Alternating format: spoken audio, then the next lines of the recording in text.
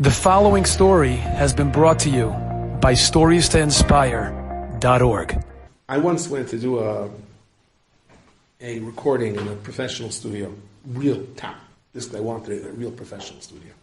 It was like I walked into this high-tech place. Everything is green for whatever reason.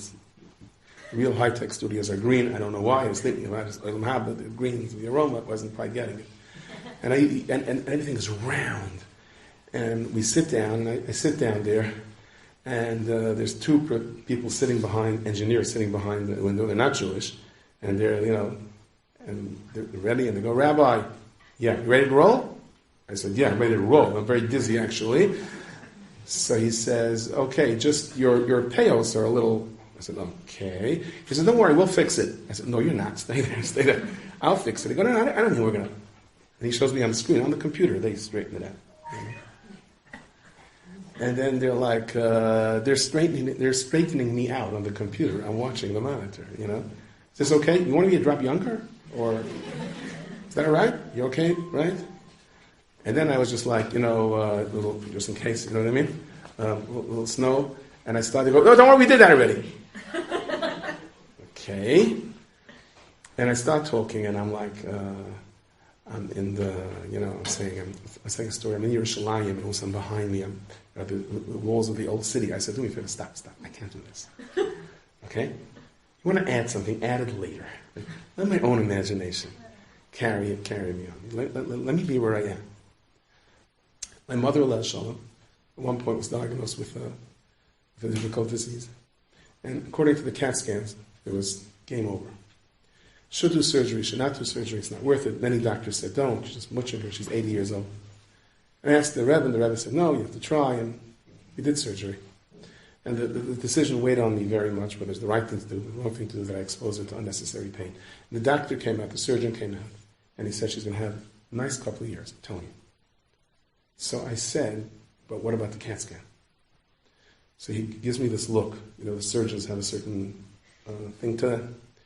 He said, "A CAT scan is a computer taking in thousands of pictures and creating an image.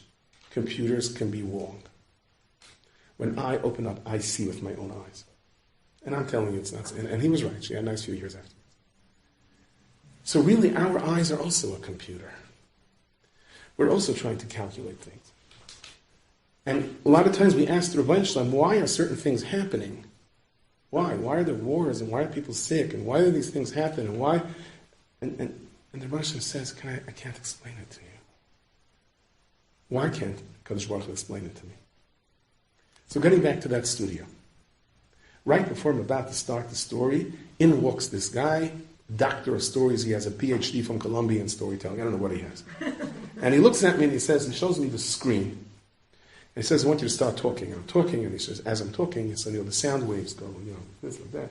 So he says, a good storyteller starts out like this. The waves go small, and in the middle it starts getting exciting, and either it ends with a climax, or it ends with a little vignette at the end of the story. Some people are boring storytellers. The whole way you see the lines, you can see it. And the pirates came and they almost killed him, and then pushed the pirate off the end of the ship, and they lived happily ever after, And some people scream too much. They're screaming from the beginning. "There once was a house!" What are you screaming for? This was a house. Relax. So he said a good story has to go slowly, and then it has to bounce, and then it has to right till it comes to where it has to go.